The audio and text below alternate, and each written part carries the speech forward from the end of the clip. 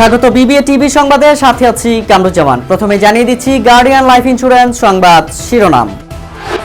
৩৮ লাখ টাকা ঘুষ নেওয়ার অভিযোগে এনবিআর এর সহকারী কমিশনার মিতু বরখাস্ত।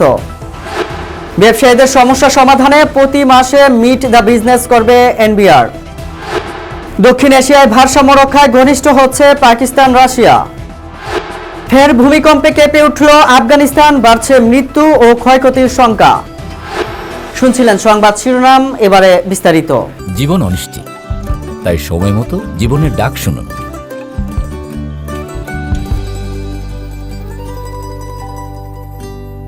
৩৮ লাখ টাকা ঘুষ নেওয়ার অভিযোগে জাতীয় রাজস্ব বোর্ডের সহকারী কমিশনার জান্নাতুল ফেরদৌস মিতুকে সাময়িকভাবে বরখাস্ত করেছে সরকার। সোমবার অর্থ মন্ত্রণালয়ের অভ্যন্তরীণ সম্পদ বিভাগ কর এক শাখা থেকে এক সংক্রান্ত প্রজ্ঞাপন জারি করা হয়। প্রজ্ঞাপনে বলা হয়, জান্নাতুল ফেরদৌস মিতু ৩৮ লাখ টাকার বিনিময়ে আয়কর আইনজীবী সালাউদ্দিন আহমেদের কাছে কর সংক্রান্ত গুরুত্বপূর্ণ নথি হস্তান্তর করেছেন। এই ঘটনায় তার বিরুদ্ধে বিভাগীয় শাস্তিমূলক কার্যধারা শুরু করা হয়েছে। সরকারি কর্মচারী বিধিমালা 2018 এর বিধি 12 অনুযায়ী তাকে এনবিআর এর বিশেষ ভারপ্রাপ্ত কর্মকর্তা হিসেবে নিয়োগ দিয়ে সাময়িক বরখাস্ত করা হয়েছে। আদেশে আরো বলা হয়েছে, বরখাস্তের সময়ে বিধি মোতাবেক তিনি খোরপোশ ভাতা পাবেন। জনস্বার্থে জারি করা এই আদেশ অবিলম্বে কার্যকর হয়েছে।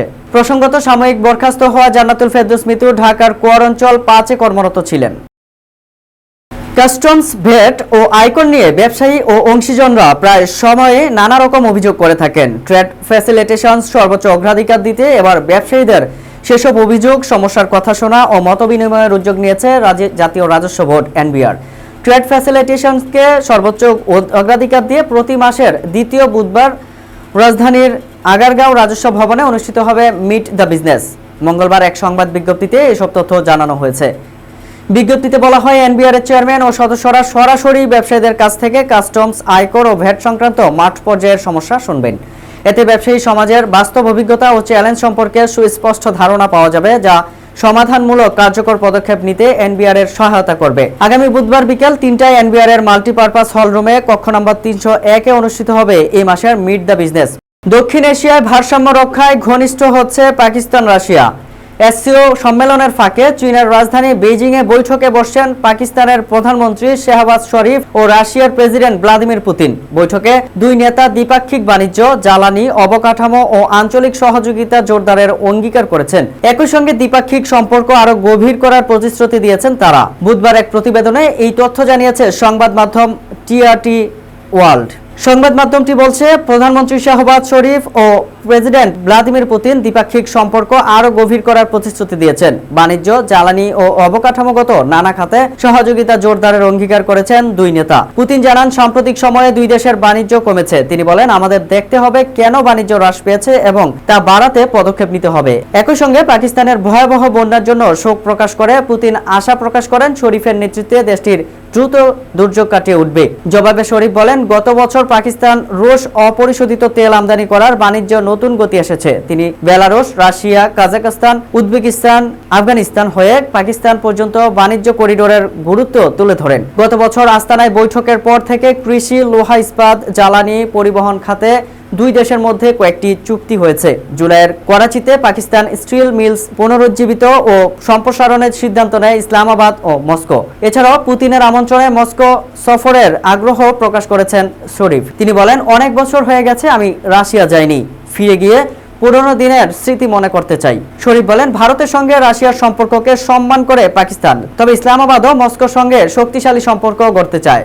পর্যবেক্ষকরা মনে করছেন, পাকিস্তান জ্বালানি আমদানি ও বহুমুখী অংশীদারিত্বের প্রয়োজনেই রাশিয়ার দিকে ঝুঁকছে। রাশিয়ার জন্য পাকিস্তানের সঙ্গে সম্পর্ক মজবুত করা মানে দক্ষিণ এশিয়ার ভারতের পাশাপাশি নতুন কৌশলগত অবস্থান তৈরি করা। পুতিন পাকিস্তানকে ঐতিহ্যবাহী অংশীদার আখ্যা দিয়ে জাতিসংঘ ও পার্লামেন্টারি কূটনীতিতেও ঘনিষ্ঠ সহযোগিতার কথা বলেন। বৈঠকে দুই নেতা সম্মত হন, বৈশ্বিক সংকট ও নিষেধাজ্ঞা সত্ত্বেও জ্বালানি, অবকাঠামো, কৃষি ও পরিবহন খাতে দ্বিপাক্ষিক সম্পর্ক জোরদারে উদ্যোগ বাড়ানো হবে। শরীফ বলেন, এই অংশীদারিত্বে আঞ্চলিক অগ্রগতি ও সমৃদ্ধ বয়ে আনবে। পুতিনও আশা প্রকাশ করেন, নভেম্বরের এসসিও প্রধানমন্ত্রী সম্মেলন সহ আসন্ন বৈঠকগুলো সম্পর্কের নতুন গতি আনবে। দুই দিনের ব্যবধানে ফের ভয়াবহ ভূমিকম্পে কেঁপে উঠল আফগানিস্তান। মঙ্গলবার দক্ষিণ পূর্বাঞ্চলে 5.5 মাত্রার নতুন কম্পনে আতঙ্ক ছড়িয়ে পড়ে।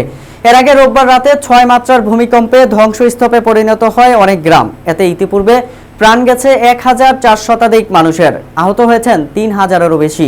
ধসে পড়েছে কয়েক হাজার ঘরবাড়ি। নতুন ভূমিকম্পে ক্ষয়ক্ষতি ও হতাহতের সংখ্যা আরও বাড়তে পারে বলে আশঙ্কা করা হচ্ছে, খবর রয়টার্সের।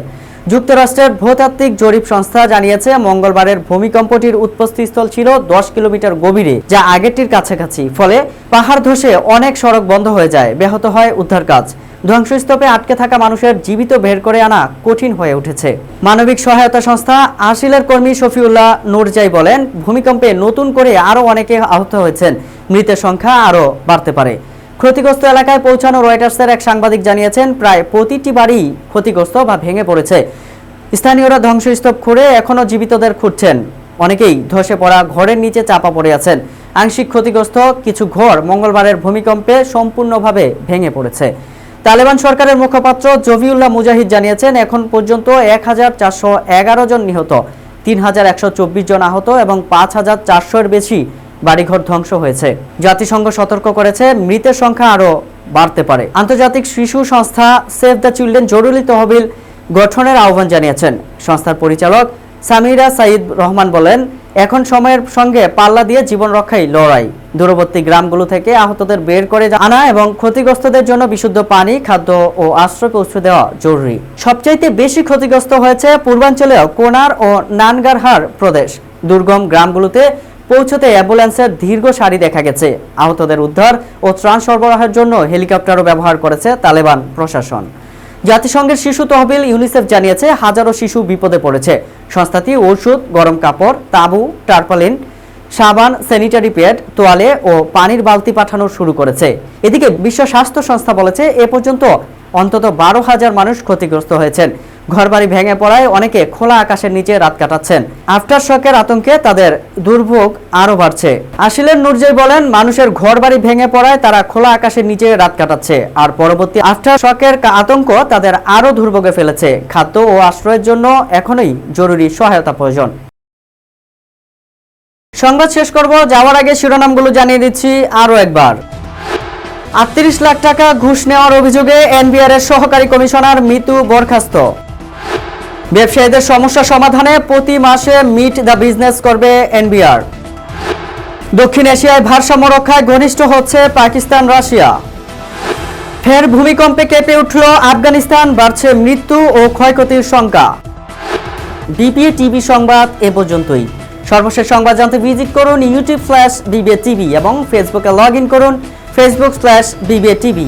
এছাড়াও আমাদের ওয়েবসাইটে ভিজিট করতে পারেন www.bbtv.news। এতক্ষণ সঙ্গে থাকার জন্য ধন্যবাদ।